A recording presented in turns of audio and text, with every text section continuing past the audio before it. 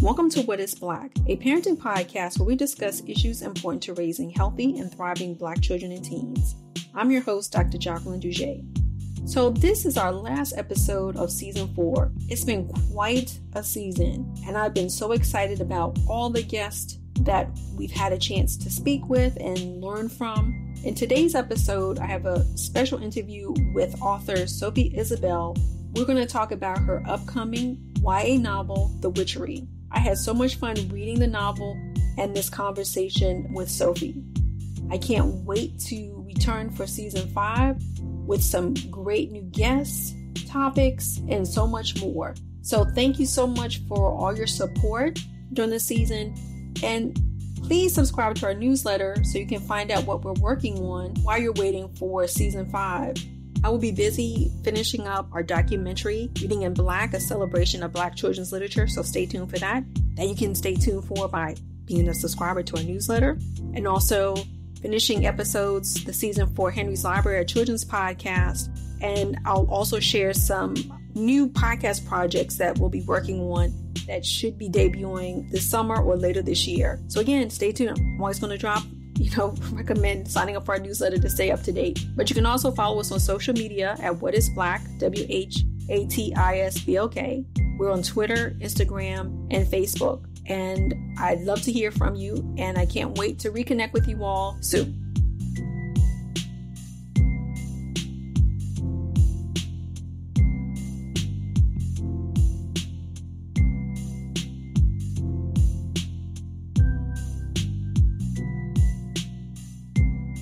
How are you doing today, Sophie?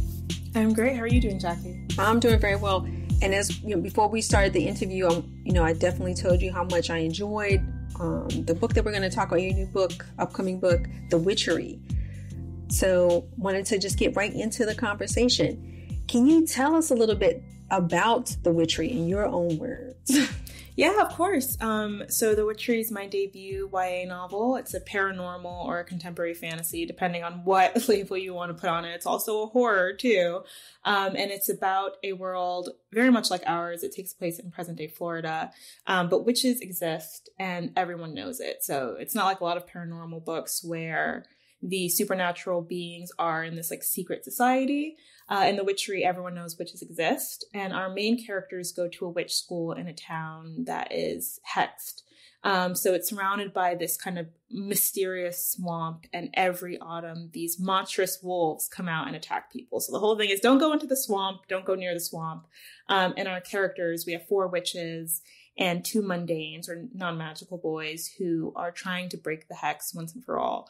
And they each have their own reasons for doing so. And they get into a lot of mischief and trouble and fun. And it's a great time, I think. Oh, yeah, I can attest to that. So I'll make sure I don't give any spoilers as we have our conversation. But it's interesting, you talk about the 6, right? There's 6 main characters that the story really follows. And I was wondering if you could share a little bit about your process of trying to kind of keep track of all those characters. And then why you felt like it was important to make that choice to have a multiple perspectives, multiple points of view to tell the story. Yeah, I mean, I've always loved multi-POV novels, or even just in movies and TV shows. I love big casts. So stuff like X-Men, I grew up watching, where each X-Men had their own different power, and they would come together to save the day. I love that sort of teamwork element in narrative. So and I started writing this book years and years ago, and I don't know what I was thinking with the 6 at the time. I knew I wanted my witches, and then I wanted 2 non-magical characters as well. Because, in this world where I said witches exist and everyone knows it, whether you're magical or not, I was thinking of what do the mundanes of the town, the non-magical people of this town think about this? So I knew I wanted to have those perspectives as well. Yeah, it's not easy. It's definitely, there's a lot of notes, a lot of diagrams I've drawn for myself just to make sure each character has their own voice, has their own arc within the whole narrative. I've been telling people, I think this is going to be the last book I have with this many characters. But it's also a lot of fun. It's a lot of fun to build those relationships and start to think about like, okay, these two characters are already best friends. What happens when they're interacting with this other person in the group that they haven't talked with? There's a scene in the book where all the six are together and they're trying to figure out how to handle this problem they've sort of created in like the second half of the book. And that was a lot of fun to start thinking about like which character is going to be the voice of reason, who has the best opinion of how to solve this problem. So ultimately, it's a lot of fun. It's definitely difficult, and I have a lot of messy notes to account for that.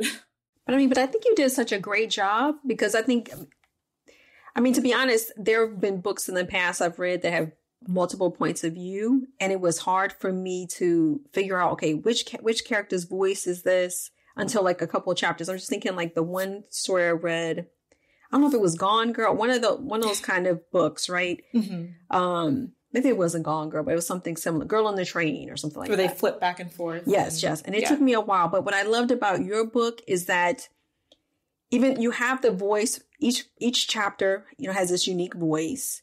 But what's nice is that you could follow the story, mm-hmm. right? So, one person, when one character's chapter ended, it picks up either right after or shortly after, which made it easy, I think, to follow, but also provided, almost really like a 360 mm-hmm. view of what was going on in the story. Yeah, I love that. And I have heard people, at Scholastic, my publisher, saying like, that they were really impressed with how I managed to do the 6 POVs and the story. And so I am really proud of myself. That's one thing about this book where I'm like, wow, you pulled that off somehow. So I'm happy to hear that you enjoyed that, because I've definitely been in the same seat where I've read a book with only 3 characters and I'm like, who's talking? I can't even follow this. So I'm glad to hear that that wasn't an issue, it sounds like, for you. I loved it. And I loved how, you have different sections of the book, right?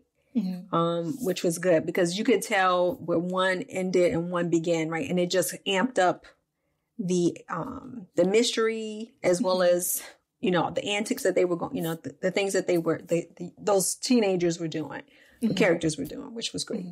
So I wanted to talk a little bit about your inspiration for the Witchery. You talk, in prior interviews, you mentioned your love of YA, paranormal,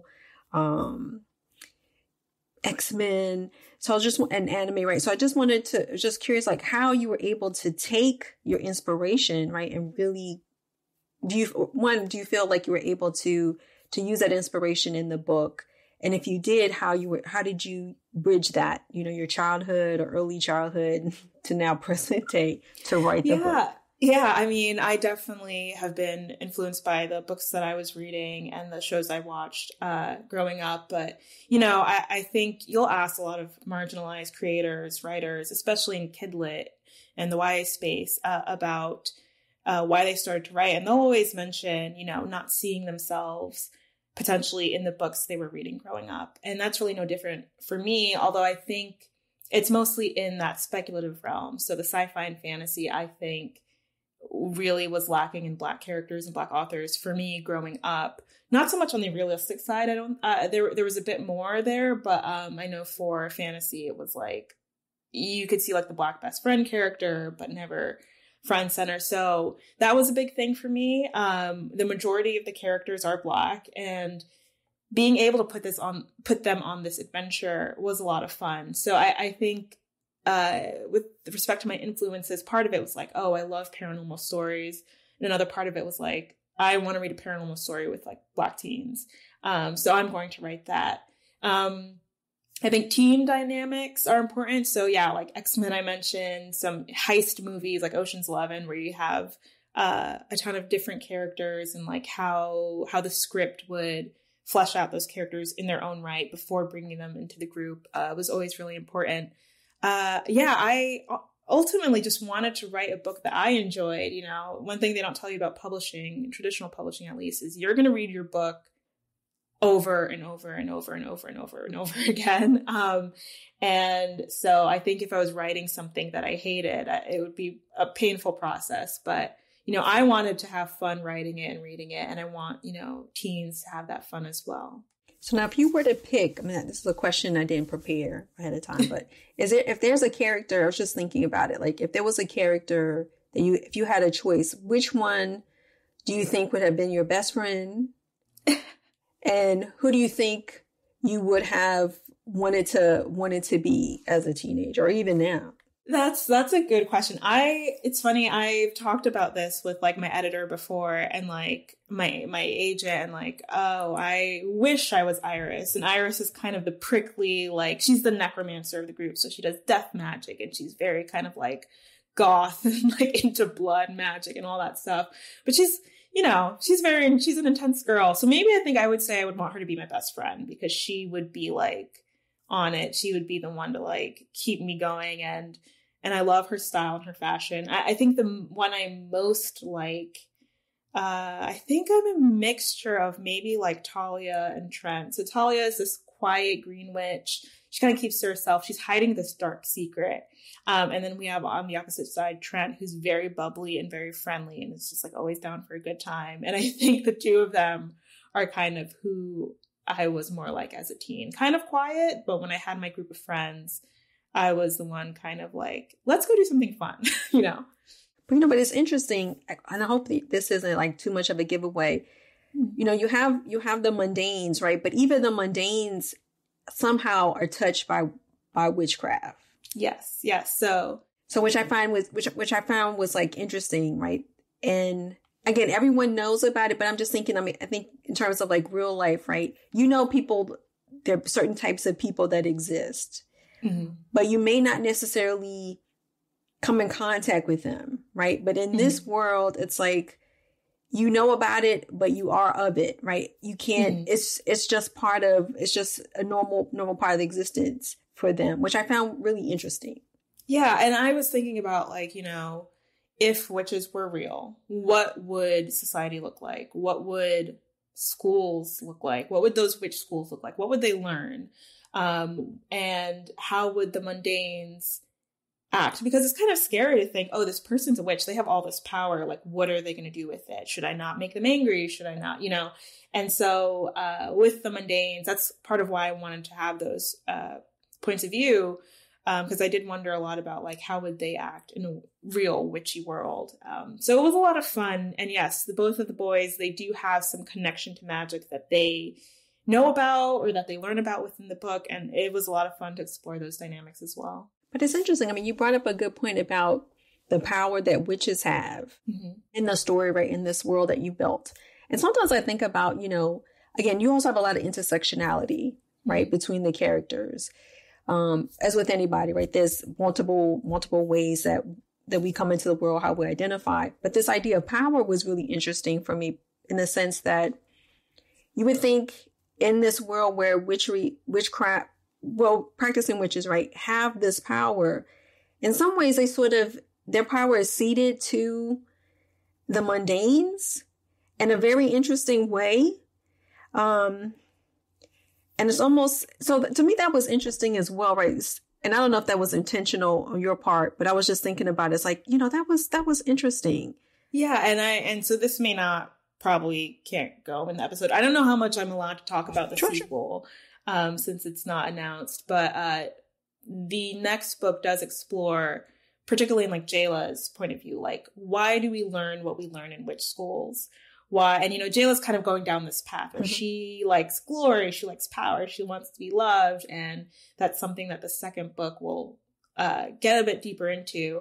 But that was all purposeful. Yes. This idea of this school and why witches are the way they are. Why don't they just take over the world?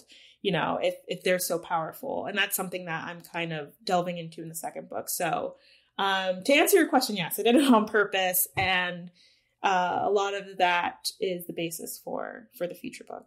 Yeah, but I also think, again, I think for me, when I talk, and I think and I've mentioned this before in previous episodes, one of the reasons why I love talking to authors and using their books, because I think there are opportunities to learn and you can have fun and get entertained. But if you really go deep into, I think, or I may be projecting as well, right? What I'm thinking about the book and the world that we live in, like when we talk about, and I'm just tying this right to the intent of my podcast, What is Black, right? This idea of how, you know, this ideal of Black women being super women, having this magic, right? And this power, but we're not seeding our power. We have a power that's not seen, or maybe not acknowledged, right? So then you kind of have to live with that. It's okay, I'm powerful, right? So in some ways, I think there's a parallel to this book in terms of how these young women, these witches are being seen. So I think you can get very deep in this book. Yeah. Though, I'm adding to the deepness of the book, but that's what I loved about it. The more I kept reading it, I'm thinking, there's all these layers to what you wrote. Yeah, thank you. And I did think about that a lot. This idea of like, oh, Black women are going to save us. Oh, yeah. Like all that pressure.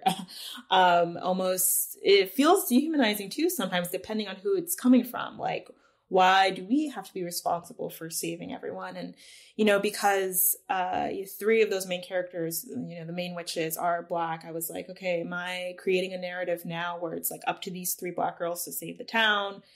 On the other hand, I also did want to write an adventure where the protags were Black girls. So they are going to save the world because that's the nature of the genre, right? But yeah, all of that, these are all things that I thought about. And it's interesting. I'm excited to see what people think. So hearing your thoughts has been really nice because you're, I think, the first person who I've really talked to at length about this book who doesn't like work at my publisher or is a critique partner or something. So I appreciate that. But I think the context is important as well, right? From my perspective, you have all these young ladies, they have this friend network, right? Mm-hmm. So they have this sisterhood. So it's not just them alone. Right. Right. So I think that's important. Mm-hmm. And I think in a lot of instances, we don't see a lot of this friendship, right? Where there's a support. Mm-hmm. And this, they may be, again, just being friends, right? What real friendship is like, you're going to have your ups and downs, but you're really there to support each other. And I think that's really important, especially for young people, mm-hmm. older people, right? To have that network. That someone understands what you're going through or will mm-hmm. listen to you. Yeah, I agree. So in writing the book, I usually lately I've been asking my authors, was there a favorite part of writing the story, and was there a least favorite part in writing your story? I think writing at some point always starts off really fun, and then you're like 30,000 words and you're like, what is this? This is trash. Like, what am I doing? But I do think those friendship dynamics are the most fun to me, because the 4 witches, they start off in this friendship, or 3 of them, and then they bring in the new girl. And then you have the 2 boys who were friends already. So getting all the characters together, all the 6 in one room, I think the first scene when they're all together is in this, it's in the Necromantic Emporium, which is this place where you can buy these witchy antiques. And that was so much fun to have them all clash, their personalities, their thoughts, their opinions. I love just any scene where all 6 of them were together were always a lot of fun. I don't love action scenes. I will say writing, crafting action scenes, I feel like they always look really awesome in my head, and then I go to write them and I'm like, she ran, she pulled out her wand. It never sounds as exciting on the page as it does in my head. So that always takes some time. So yeah, there are a lot of actiony moments in this book, and those were always pretty tough for me. I think I envisioned them like a stunt choreographer almost in my head, and I'm like, this looks super cool. And then writing it is always a little tough for me. So for the book, did you have to do any research about the history of witchcraft at all? I did, and I did want to create something that was unique to the book, and crafting the magic system was difficult. I think I was way more into the characters and the relationships versus I think I'm just a character person and not really so much a world building person. So it did take some of that research, particularly when it came to plant names and stuff like that. Okay, do I want to pull things from the real world? Do I want to make my own? And having this being set in the present day meant that a lot of my research was kind of okay, how are schools? What would a boarding school look like? What would a town this size? How many people should live in it, or what have you? But I did want to create something that was new and unique to the book. And also kind of simple. Like, I didn't want anything that was too confusing for readers. I wanted something that you could kind of easily follow along and you get sucked right into. Because I think what's interesting is, again, you say you like, this is also a horror as well. So I was thinking about, like, I don't know how you would do research for horror, like, unless you watch horror movies, but I'm just thinking about even writing those details, those horror details. I was like, because there are some things I was like, oh man, I didn't expect something to happen, right? Or the way that it did. And I was like, okay, how do you research this? And like, how do you actually think about, like, how do you want to do this? Like, play this out. I'm like, oh man, that was I was interested. It is funny though, because I am a big scaredy cat. Like, I don't watch a lot of scary movies. I don't read that much. Well, I'm reading more horror now, but I've always just been a big scaredy cat. So it's surprising. I remember when my editor told me, you wrote a horror. And I was like, no, I wrote a fantasy. She's like, well, it's scary. I was like, oh, I didn't even really realize. So yeah, I think I'm trying to get more into, like, horror as a genre in movies and books, but my imagination, I don't know. I guess it's just kind of messed up already. Well, I don't know if it's messed up because, it's not like it's so, I don't think it's it or anything, right? So it's not like right. that. Okay. But at the same time, it's kind of like, you could like, even thinking back, like I could hear, like, dun dun, like the scary soundtrack, right? Yeah. Playing out. It's like, okay. And then again, there was a lot of unexpected things, right? People you didn't assume. Yeah, it's just a lot of unveiling. It's like, okay, no spoilers. Which is good. Yes. No spoilers. But it's a magical book, right? So it's like, yeah, stuff happens. Things are going to happen. Plot twists. I'm really excited to hear what people think. Which is cool. And then my other question for you, I'm always looking at how stories can elevate, right? Elevate conversations about Blackness and what it is to be Black. And I wanted to get your thoughts about how you feel writing can do that. Mm-hmm. And if there's an intention and opportunity to do that without the responsibility. I don't want to put too much on writers, but I think it's an interesting dynamic, right? And I think for some Black writers, is there this intent to want to elevate and also at the same time tell a story, but then how do you, like, kind of walk that line without losing your creativity? Yeah. And I do sometimes feel like there is pressure. And I've always said, Black readers are not a monolith. So one Black teen might like this book, another might not. Like, one person can't represent everyone's story. So I always say, instead of, hoping that a Black teen is going to feel like, oh, this character is me, I know exactly how they are. I just hope they find something to love about it, something to love about the characters, something that makes them feel like they can be the heroes in their own lives. And this book is interesting because it's ultimately, it's a fantasy, it's a horror, and it's an adventure, but the characters are Black. So that's part of them. That's not something you can ignore. And, there is a scene where 3 of the Black witches are talking about this one witch who's joining the group, and she's white. And they have this moment of like, if this goes wrong, we're going to get in trouble. She's not going to get in trouble, but we are.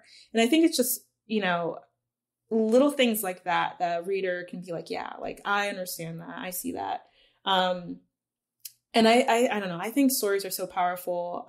As a teen growing up, I was not really allowed to, like, have a social life in high school. And so I went to books. I always say I was a reader before I was a writer. And even something as simple as just like having a hard day at school and then coming home and picking up my favorite book and forgetting about what happened, this embarrassing moment, or I got in trouble at school or whatever. Like, just that, the way that stories can transport you out of your life and into the pages of the book, I feel like is so powerful. And that's part of why I decided to write for teenagers. I want to do that for kids the way books did for me. So yeah, I do feel like there is a responsibility. I try to not put too much pressure on myself to represent every single reader. It's going to be for me, I hope they find something that they loved in it once they, read the final page. I think that's awesome. So that's it for my questions. And I, enjoyed spending the time to talk with you about, like I said, I really, really enjoyed the book. And I hope more people, when the book officially comes out, they'll just buy multiple volumes and copies. Yes, please. So before we go, is there anything else you'd like to share, or even, where our audience can learn more about you and your work? Yeah, of course. So The Witchery, like I said, it's my debut. It'll be out July 26, 2022. Assuming, I don't know if you've heard about all these release dates that have been changing. Assuming that stays, it'll be out this July. And I am online. My website is sisabellebooks.com. I'm on Twitter, @SIsabelleWrites, and my Instagram handle is the same, although Instagram I haven't updated in like 2 months probably, but that's where you can find me. And yeah, like I mentioned, I'm super excited to have teens read this book, and I cannot wait to hear their thoughts. Thank you so much, Sophie. Thank you for having me. You're so welcome.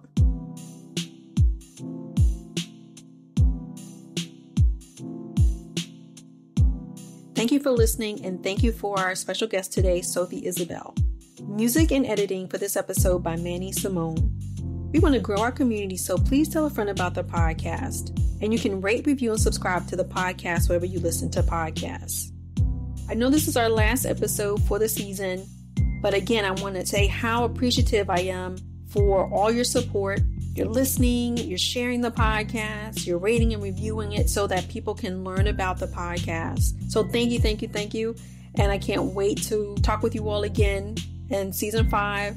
But again, just another reminder, follow us on social media for updates, and also sign up for our newsletter. You can sign up for our newsletter at whatisblack.co, and follow us on social media on Instagram, Twitter, and Facebook at whatisblack, at WHATISBLK. And also, while you're waiting for season 5, you can subscribe, rate, and review our New Kids podcast, Henry's Library, and stay tuned for more. Thank you so much. And until next time, wishing you peace, wellness, and joy, and a reminder that you're seen and matter.